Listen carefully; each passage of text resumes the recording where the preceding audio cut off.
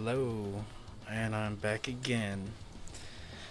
It's been a while, but BuzzFeed is always lurking. So let's check it out. And let's get Buzzfed. Let's see.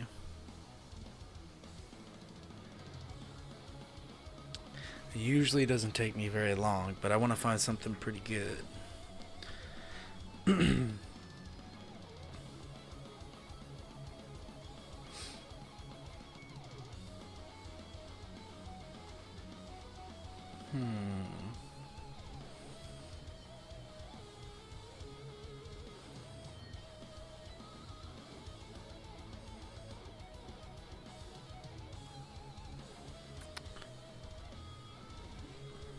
Meet the Muslim designer making modesty. What? Modesty chick for everyone?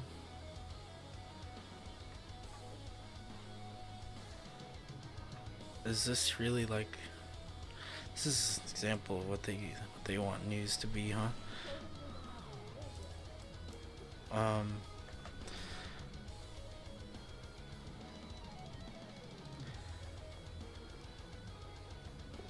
What? Oh, it's just a video. Muslim designer making modesty. Eh.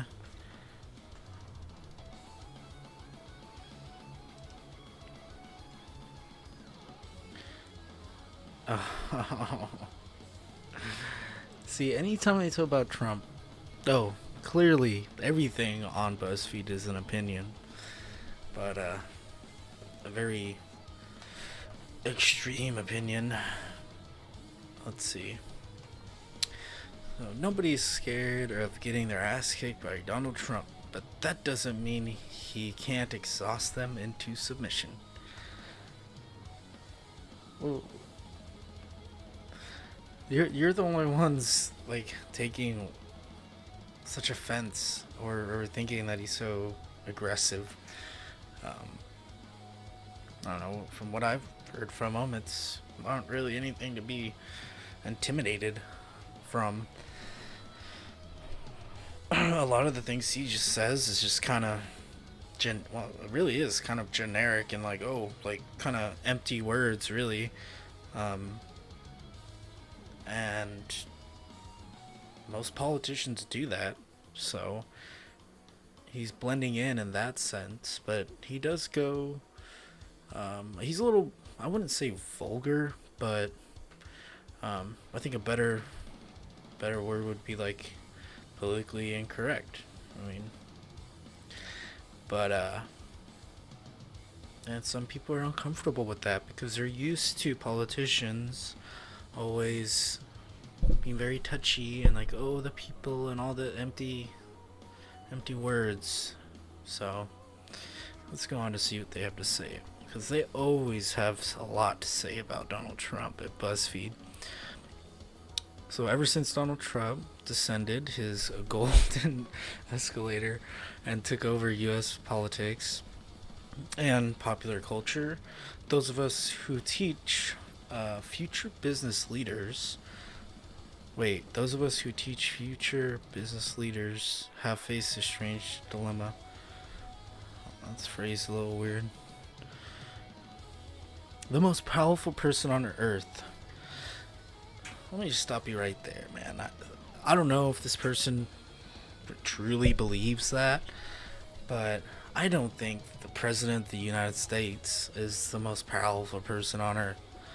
Um, it's just it's an exaggeration, and people say it like, oh, it's fact, or they'll say it to kind of in a demonizing way that, hey, he should be he shouldn't be this powerful, basically. Has a long history of dispensing advice on leading, deal making, and um, wielding power. Should our students become his? What kind of question is that? So you're basically teaching, I guess, students. So I assume like high school or mostly college, um, to run a business, be entrepreneurs, and you are thinking that he's trying to cater to them. Um, no, no. Okay, yeah, he's the president, but I don't think most people my age, young adults, really look at the any president that way. Um, for better or for worse. I mean, like our past presidents, sorry, um, have been way more influential, have faced way bigger conflicts and overcame them. Um, and frankly, they were more intelligent. And I don't think that his main goal is to um, persuade students to become like him. That's just. That's like a bold statement, of course. Right here. Bold statement. I always want to use like these kind of descended as golden. Like, come on, man. All right, let's go on. So for more than a decade, I've taught classes in leadership at Harvard and the University of Chicago. In the almost 3 years since Trump's escalator moment, I have steadfastly refused to change my lesson plan. You can think of this as my modest contribution to the resistance, but it hasn't been that. It hasn't been easy.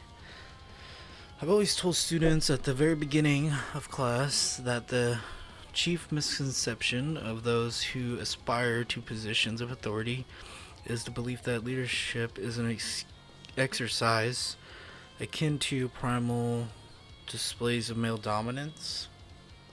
What? Wait, the male. So you're basically saying like, oh, your boss is, um, it's like a power struggle, right? He's trying to show you, oh my dong is fucking bigger than yours, huh? Basically, the chief misconception. I mean, what, like all these phrasings, they're just, it seems so condescending. I mean, really, like, you don't have to phrase things in this way. I mean, I guess it really comes off more like pretentious. I mean, but like, I have steadfastly refused. Like, I'm just some uptight Harvard. No, exactly, uptight Harvard motherfucking professor, huh? And conveniently, you write for BuzzFeed. Assuming you're telling the truth. So this is a fallacy, that is the most seductive to teenage boys and those who are developmentally indistinguishable from them. So, I mean, why do you have to? He tries so hard to phrase things like, "Oh man, I want to sound smart," but really, all it is just kind of makes you like wonder. Well, so what exactly is he trying to say? I mean, yeah, it makes sense, but there's just. I mean, look at this. Like, do you really need that many letters or that big fucking word to describe what you're trying to say? Jeez, I mean, just because you know big words and know how to put them in a sentence and struggle, not struggle, but structure them, doesn't mean that you have to. And I understand, you're writing an article, but it's fucking BuzzFeed, man. It's not some kind of research or professional paper here. This might be an exercise for them. Seems like he's really trying hard. Um, but yeah, basically, teenage boys. So I assume like 16, 17, 18, 19, 20 ish. Um, and then people who are, I assume, that they're about the same intelligence. So that would be a whole wide range of people. Unfortunately, it is also embraced by the president with all the enthusiasm of ungainly adolescence. Unfortunately, it is also embraced by the president with all the enthusiasm. What? Whether it is, superlatives, or did I even say that right? I don't fucking know. That have become a mainstay of presidential rhetoric. Everything inevitably has to be the best, the most, and the biggest ever. I'll give him that part. Trump will say those words a lot, like to kind of hype you up. Like, this is, we're the mostest, biggest, like fucking Little Caesars. We're the mostest, bestest fucking country and shit. Like, okay, that may or may not be true, but at least if you, aim for the stars, you'll hit the moon, or however the fuck that saying goes.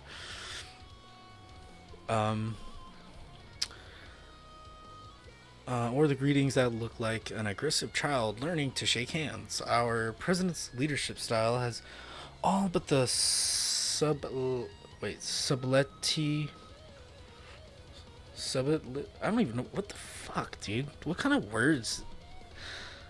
Oh, the subtlety. Okay, I read that wrong. All of the subtlety of a silverback gorilla threatening beta males. I mean, he's like comparing like politics to like the animal kingdom. Like, come on, man.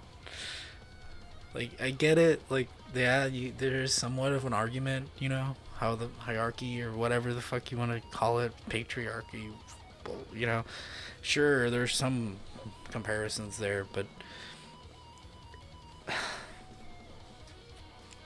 oh, BuzzFeed, why? And this is by design. Trump has explained his approach to power and authority in one of the most neglected entries in his literary catalog. Think big, make it happen in business and life. That sounds like a Trump title, though. A lot of those, like, short, but I guess you would call me powerful words. And a slightly sanitized title, and therein somewhat incomplete, relative to the original. Think big and kick ass in business and in life.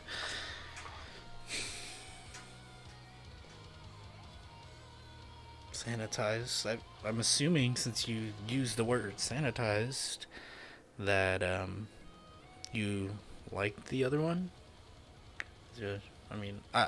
It's hard to tell, but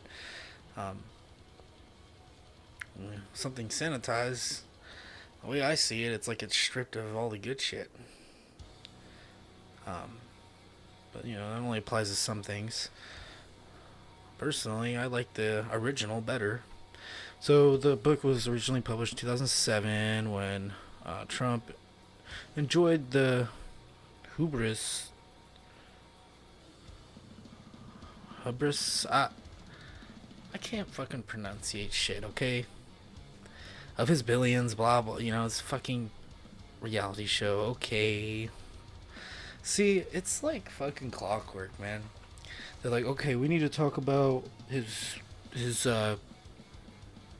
the words he uses, and then we gotta talk about how much power he says he has, and then we gotta talk about, he was a reality show. It's just like, it's like a fucking broken record, man. Like, not just BuzzFeed, but like, I guess, left wing people tend to just spew that same kind of attacks.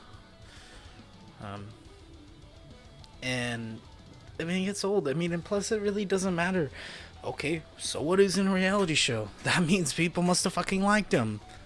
He had his own damn TV show. It was a reality show, so it wasn't some kind of, business show or news or whatever. Okay? Oh, man. They just try to frame so hard that these things are so bad. So let's go on.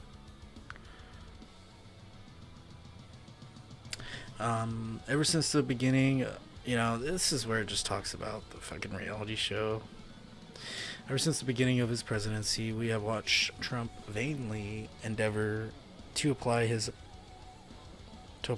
approach, especially in to global affairs, in his efforts to strong harm other countries. Trump has often petulantly walked away from the negotiating table or struggled to sit down in the first place.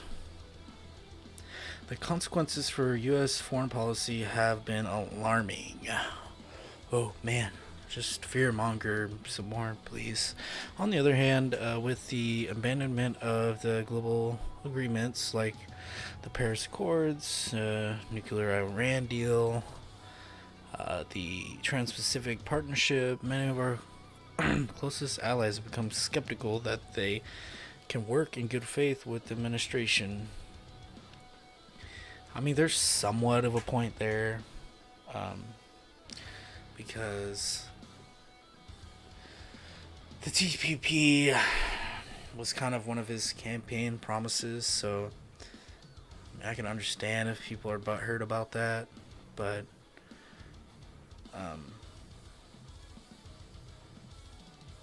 whatever. I mean, you can't. You really just gotta take everything on a campaign trail like a grain of salt. I mean, at the same time, hardliners and autocrats from the Philippines to the Abdu Habi, I don't even know if you pronounce the D or what. I've seen in Trump a leader those brutal instincts they immediately recognize and very much appreciate. Or maybe they're just fucking scared of him. Like you. I mean, come on.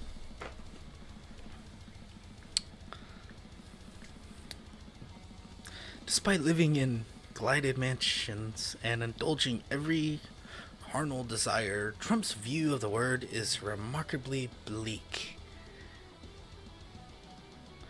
Honestly, this article is fucking bleak. And I think I'm done with it. I'm about to fucking blow my fucking brains out. Like,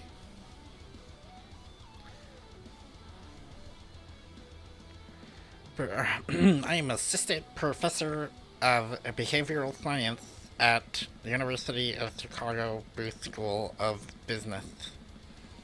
Thank you. And goodbye.